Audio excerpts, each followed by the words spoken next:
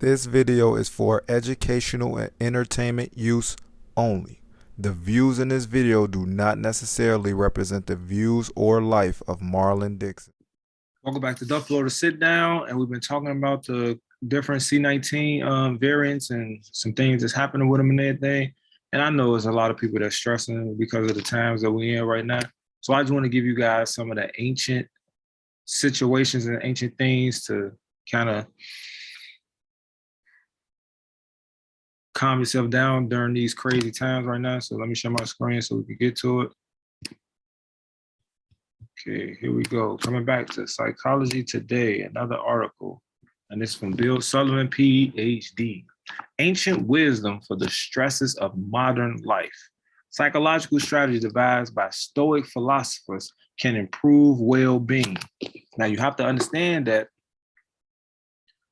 everything is here. Remember what I told you in the other video? The fire started here, it's working its way up to here. This is what can heal you. Understand the placebo effect. If you understand the placebo effect, you will know where I'm going with this. So this just came out yesterday, January 4th, 2022. He go to key points. Stoic ideas centered on the fact that your mind controls your perception, and your perception governs whether your response is constructive. So you got to understand that. Often mischaracterized as emotionless, Stoics embrace positivity, reason, and gratitude, and devise techniques to thwart unproductive impulses. The Stoics strive for tranquility in life by mastering their emotional responses and channeling their energy into virtuous tasks. Become a virtuous person. Live in truth and justice. You don't want a disease. You don't want to put your body at a dis-ease. Myself, I would consider myself a philosopher. You guys understand some of my videos, you will see that it says Augiel philosopher. Well, I come from that neighborhood and I would deem myself as a philosopher because I have a philosophy that I go by. And I had a previous girl friend that ended up telling me that you like a robot. You don't have no emotions. And it's not that I'm a robot. It's this right here. We mischaracterize as emotionless, but in reality, this is what we're doing with our emotions. Rather than putting our energy into something that's negative, we try to always bring positivity to everything. No matter what the situation is, we always try to bring positivity to it. And it's like we don't express our emotions. So we look at as if we're emotionless. But in reality, it's a way that we keep ourselves healthy. Rather, we understood that or not, but I'm learning more about it. So let's get to it. Stress and anxiety hamper the quality of life, and recent surveys suggest that levels are an all-time high. Pressures at home and at work have been exacerbated by ongoing COVID-19 pandemic, economic uncertainty, and the widening political divide. Everything what I've been talking about thus far. Hold on. Here it is, right here. This is what I've been telling you guys about. The Mercy Papers. And you see what this is? How stress and sleep loss affect the human mind and body. This is what this is about. This is one of the booklets. So back to this. I just wanted to, plug that in there really fast. There are significant challenges we face as individuals and societies, but we cannot rise to them if we are paralyzed by fear and hopelessness. We cannot brainstorm solutions if our mind is clouded with negative emotions. So true. This is so true. When you so focused on, man, can I pay my rent this month? You ain't worried about going to the gym. When you focus on, man, I can't believe that happened last night, man. I ain't even want it to happen like that. You ain't focusing on your children because you're so focused on the negative that you're not understanding that it's other things that's positive that you actually need to focus on. You don't want this negative emotions clouding your brain and clouding your judgment. Great things are achieved when we are level-headed, thoughtful, and guided by reason and evidence rather than pride and ignorance. I only deal with facts, no fiction, no he say, she say. You have to understand that when you have your pride. Oh, somebody said something, they end up hurting my reputation. Where your reputation at? Oh man, I think this going on. Prove it. I said I think. There's a difference between thinking and knowing. And a lot of people need to understand this. This is where the sickness starts. The virus just started here, going up to here, but this is where it started. Understand that.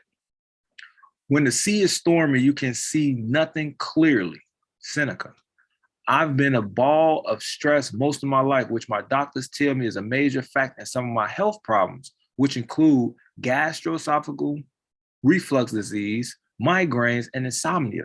As a consequence, I became invested in finding ways to cope with stress and anxiety. I stumbled upon Stoicism while researching the biological underpinnings of happiness a few years ago for my book, Pleased to Meet Me, Genes, Germs, and the Curious Forces That Make Us Who We Are, and became intrigued. The research that I was doing and the things that I was running to made me do the same exact thing with the booklets that I end up writing. Because you look at it and you understand the information, you're like, man, I'm pretty sure there's other people that might want to know this stuff too. And you begin to write. I didn't know much about the ancient Greek philosophy, and I was skeptical that knowledge from 2,000 years ago could help with the struggles we face today. I also assumed that Stoicism was embodied by the character of Spock from Star Trek, who famously suppressed emotions and operated on pure logic alone.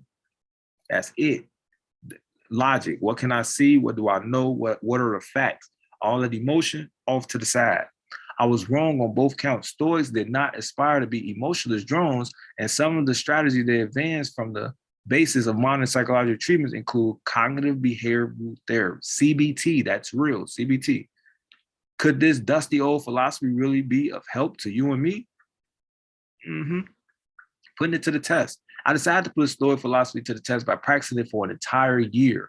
I used the daily Stoic 366 meditations on wisdom, perseverance, and the art of living by Ryan Holiday and Stephen Hanselman as a guide, and read additional books by modern authors who make the philosophy more accessible, such as William B. Irvine, Massimo Pagliucci, Donald J. Robertson, and Jonas Salzgerber. Here is the routine I follow. Each morning, I read the day's passage from the Daily Stoic and incorporated it into my day's activity. I followed several Stoic accounts on social media to ensure that a steady stream of Stoic wisdom made its way into my consciousness. I also set reminders on my phone to take breaks from work. I'd go for a short walk outdoors whenever possible and practice breathing exercises. You see, when I started, before I got into the article,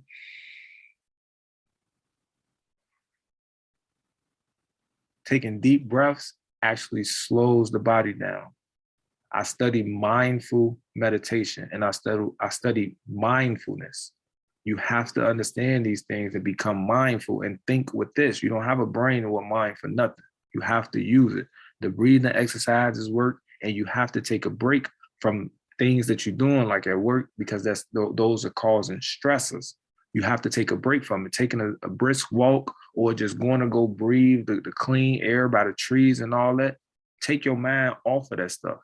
Keep it focused on what's going on and something positive. We should take wandering outdoor walks so that the mind might be nourished and refreshed by the open air and deep breathing. Seneca. I actually have a trail by my house that I go walk on. I take my children and my girlfriends on a walk every summer. We walk almost every day to get away from what's going on in the world, and we just go walk and we just talk. We just let it go. Every evening in bed, I will reflect on the day's events and my actions as the Stoics instructed. I will review what I got right and what I could improve. I will contemplate what more I could do to maximize my potential and live virtuously. I will do this calmly and objectively, without praise or blame. I would end this meditation by expressing gratitude for 3 blessings in my life. Notice how I do all my other videos while I talk really fast. Notice the monotonism in my voice of this video, because that's me embracing the Stoicism, understanding the knowledge. And you see how it says calmly and objectively? That's how I am. Duffle LO is an acronym for don't underestimate family, friends, lovers, enemies. Look objectively, not subjectively how I feel. Look objectively. What is it actually is? When the light has been removed and my wife has fallen silent, aware of this habit that's now mine, I examine my entire day and go back over what I've done and said. hiding nothing from myself, passing nothing back. Seneca. Free association. Look it up. You have to be brutal with yourself of your understanding and your inner thoughts. That gets you to become the person who you actually are, not the person that you're trying to be to the world. You have the id, you have the ego, and you have the super ego. The super ego is in the middle, and they're battling and keeping the ego and the id separated. Hey, stop, no, stop. So it's the balancer, you could say. There are several Stoic principles that I found to be immensely helpful in curtailing anxiety and stress. Without these distractions, productivity and happiness can flourish. Most Stoic ideas center on the fact that your mind controls your perception of events, and your perception of events governs whether you respond is going to be constructive. So this is what I learned in my criminal justice studies. And I learned this by doing an internship with the state probation and also with the federal probation. Thinking controls behavior. So what you think is what you will behave on. And by your behaviors, a person can tell what you're thinking. A key feature of Stoicism is accepting the cards life deals to you, worrying only about what you can control. Stressing about something you cannot change is a waste of valuable time and energy. This is key. I'm going to tell y'all right now, we don't know what's going on with this virus. We don't know what's going on with the economy. We don't know what's going on with our partner. We don't know what's going on at the schools. We don't know we don't know. If you can't control it, don't put too much energy in it and stress over when you know that you can't control it. You can't control people. People doing whatever it is that they want to do. You can't control that. So control what you can control, and that's what you do. Deal with the cards that you've been dealt. It is better to invest your efforts into endeavors that will produce results. I hasten to add that this concept is not to be misconstrued as defeatist. It's about rationalizing which battles are worth fighting. If you know that you've been battling with a person for so long and nothing is changing, why continue to battle? Stop battling. They're not changing. If you continue to battle a situation and the situation isn't changing, find a different way to do the same thing that you want to do, but not that situation. Like you said, it's not defeat. It's like, no, I'm not saying give up. I'm saying just find a different way. That's it.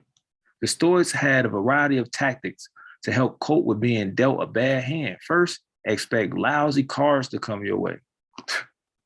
You got to think the worst. No matter what the situation is, always think the worst. So when something actually does happen and it's not the worst that you thought, hey, it ain't that bad. That way you won't be surprised when they do, and you'll be elated at the sight of good cards. Second, sometimes taking misfortune in stride with a sense of humor helps. Okay, universe, you want that hand? Now ante up and deal the next one. It goes like that. Like good, you have ups, you have downs, you have lefts, you have rights, but it's like, okay, if that's what it is, hey, it is what it is. I'm gonna get them next time. A third strategy is to reframe your perception of the hand you were dealt. Rather than a disappointment, you could consider unlucky cards to be a challenge. For example, a bad hand gives you the opportunity to prove how well you can bluff your opponents. Look at me. I'm 33, black male. The way that I dress with my hoodie, my head on, looking like this, nobody would know I have all the degrees that I have, but I understand that already. So because I understand that, I'm able to play stupid when I really ain't stupid. Because they think and their perception is that I'm stupid, and I understand that their perception is that I'm stupid. So I get to play stupid when in reality I understand way more than they know. So now when they acting smart, they not really acting.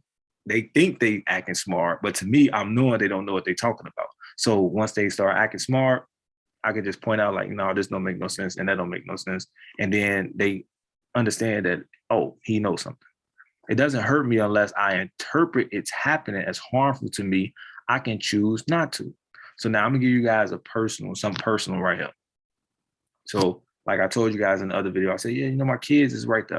So now my kids is actually in Atlanta. I'm in Iowa, my kids in Atlanta. I gotta go to law school. So when it was time for them to move, I thought about it like this. Like rather than, oh man, my kids so far away from me, I thought about it like this. Like, man, in Iowa, It's a majority Caucasian state. My kids have been there their entire life. They really don't know how to be around people that look like them that's Black. Atlanta is full of Blacks. So when I thought like that, like, okay, they going around people that's more like them, that made it a good move rather than the bad move. That was personal. This reframing strategy involves another major concept in Stoicism, which scrutinizing your feelings. The Stoics recognize that emotions were impulsive signals that require rationalization before acting on them. People be in jail, and then they start to think, you know what? I probably shouldn't have did this, because if I wouldn't have did this, I wouldn't be in here, and I should have did this instead of that. Stoics think about that as soon as stuff happens. They don't act on their emotions. They rationalize and they reason through what they gonna do. Some story writers advocate stepping outside yourself to examine emotions more objectively as someone unattached to the situation. I always ask a person, whenever they do something to me, I put them in that same situation and say, what if a person did this to you? How would you feel? And then they, ooh, right. That's how you would normally make me feel if I didn't understand what I understand. But you can make somebody else feel like that, and then you wouldn't want to feel like that. So why make somebody else feel like that? So the next time you feel overwhelmed, pretend that what has happened to you happened to a friend instead. Consider how you would comfort and advise that friend. It is likely to be more level-headed, reasonable, and productive response. So when I say this stuff work, y'all, this stuff really works. It keeps you from being stressed. Imagine, like I said, I'm 33. Grew up on the south side of Chicago. Gun battles, gunshots, all type of stuff going on. What Meek say, shout out to Meek Mill. All this pain and all this stress, and I should have a bald head. I got handled that though. 360s, they just ain't done though. But back to the article. Among the more disconcerting practices of Stoicism is the regular contemplation of mortality, but reminding ourselves of the humbling truth that we will die, along with our loved ones and our enemies, puts life perspective and prompts us to pursue what is truly important with our limited time. Go after what it is that you're trying to do. Go after what you're trying to do rather than waste time with people or with things that's just wasteful. You have to go do things that's going to be actually results into something that you can be proud of. These thoughts inspire me to make the most of every precious day, show my appreciation to those I love, and work to make enemies friends. You got to keep your enemies first. I'm saying enemies first. Your friends close, but your enemies closer. Like, you may never know. Your friends will hurt you. That's why don't underestimate family, friends, lovers, then enemies. Think of the life you have lived until now as over, and as a dead man, see what's left as a bonus and living in according to nature. I told you, walks. Walk out there, get that nature walk, breathe the air and put your feet in the dirt. Ground yourself. Trust me, it's healthy. The nightly meditation has been one of the most helpful aspects of my Stoicism regimen. Instead of trying to reach sleep by racing to it with a frantic thought, I am gently pulled into a cozy slumber of gratitude. Instead of worrying about what I can obtain next, I rejoice at what I have already. When you are not a slave to desire, you are truly free. Look at that. When you are not a slave to desire, you are truly free. People are out here trying to buy the most expensive clothes, the most expensive shoes, the most expensive gadgets, and they got to use all the time that they have. It's only 168 hours in a week, but they use all this time to acquire these things. But they don't think that they're a slave. When you don't have them desires like that, that's when you're truly free and you won't be stressed. Don't set your mind on things you don't possess as if they were yours, but count the blessings you actually possess and think how much you would desire them if they weren't already yours. Marcus, the Meditations. Marcus Aurelius' Meditations, that's his book. Oh my God. I highly recommend you getting the Meditations by Marcus Aurelius. Notice how I'm saying this stuff, because this is what I read. Like I have so many books, it's a shame. In addition to contemplating the things that I am grateful to have, I recounted problems that I don't currently have, such as a disease, poverty, or heartache. A nightly reminder of how much better my life is compared to many others was very humbling and made me more charitable. I often felt ashamed for complaining about my comparative trivial problems. My life's not that bad. So if my life is not that bad and others is worse than mine, I should understand that. You see what that say? No man can hinder me. Another book I recommend you guys. It is what it is. I won't let a person come into my own being because I am myself and I'm always myself. Why would I let somebody outside come into me and destroy my house? No, I control my house. So I'm going to let who I want inside my house. You have to understand and think this way. Will I continue with Stoicism? As you might surmise, I've been impressed with Stoic living and wish to pursue it further. I recommended the philosophy to others and wrote about its utility in helping with specific circumstances such as stresses introduced by the COVID-19 pandemic. As a part of Stoic living, I've also strengthened my discipline, which means I am eating better and exercising more. These lifestyle changes, coupled with stress reduction, have improved the health issues I mentioned earlier. This is my recommendation in my book. This is my recommendation in my book.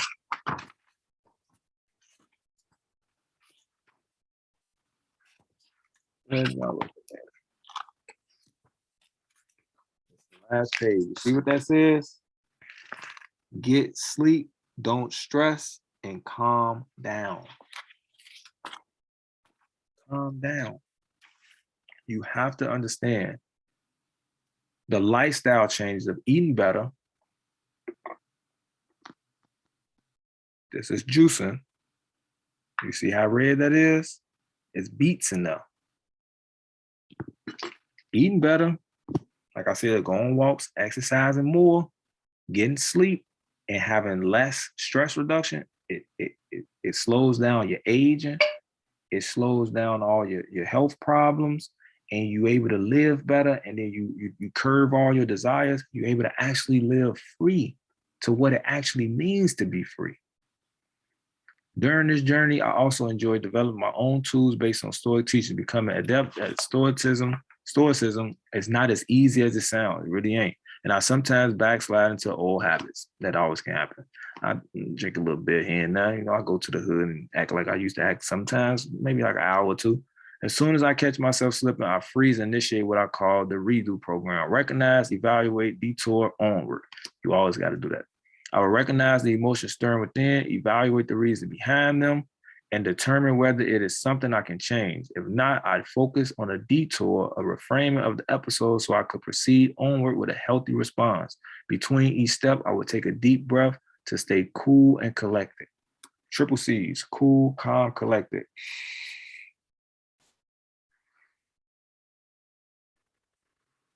In the nose, out the mouth. The greatest remedy for anger is delay. Don't do it. Think about it. If you ain't gonna wake up tomorrow and still want to do it, don't do it. It takes some creativity, but you can refrain from just about anything. Consider the common nuances of traffic jam. You could scream and curse and pound the steering wheel, but this is not going to get the cars moving at all. Alternatively, you could recognize that the situation is beyond your control, perceive it as an opportunity. You could use the time wise by listening to music or a podcast. You could talk to a friend. You could reflect on what you need to do for the day. You could analyze your surroundings, marveling at the beauty of the sky, trees, or sunset. You can express gratitude that it was not you or a loved one who was involved in an accident that might have caused the traffic jam. You have to think and stay positive. The Stoics strive for tranquility in life by mastering their emotional responses and channeling their energy into virtuous tasks. Their wisdom may have been derived long ago in a different era, but I found it to be timeless advice, and I look forward to continuing my training. Progress is not achieved by luck or accident, but by working on yourself daily. Epictetus. My degree in accounting, I graduated with 3.6. My double major in psychology and criminal justice for my bachelor's, I graduated with a 3.7, I believe. It could be higher. With my degree for my master's in criminal justice, I graduated with a 4.0. I didn't get that by luck. That wasn't by luck or it wasn't by accident. That's for me working on it daily. Every day I wake up, I work on myself. Socrates, he tells you, know thyself. So that way, when any situation arises, you automatically know what you would do. You have to know yourself. When you know yourself, you know who you are, you know what you would do in any given situation, and then you do that. You have to know who you are. Keep yourself calm in this world with all this craziness going on. With all this craziness going on, this is why these health effects are steady happening. So a lot of people are getting sick because of their lifestyle choices. So this disease is going to clear out a lot of people that's already internally sick. And if they're not internally sick, you look on their face, they're going to age or they're going to look pretty old. The healthy, the ones with the right mind, the ones with the right mindset, they're going to make it through this. So I got to say for this video, what do you think about Stoicism? What do you think about this article? Make sure you like, share, subscribe, and leave your comments below. I want to know what you think. Have you been practicing Stoicism? If you have, give me some stories so we can go back and forth and start a dialogue. What did you think about the article? What did you think about sharing my own personal story? Tell me, what do you think? I want to know you guys' thoughts, because I would like to calm as many people down as possible, especially in the turmoil that we're going through right now, and that it looks like we're going to keep going through. So got one more last little gem I want to drop for y'all, and it's going to be a doozy. So stick around for the next one. So that's all I got to say for this video. Remember, don't underestimate family, friends, lovers, enemies. Look objectively. No matter what city, state, or country is in, every hood is the same. This video is for educational and entertainment use only. The views in this video do not necessarily represent the views or life of Marlon Dixon.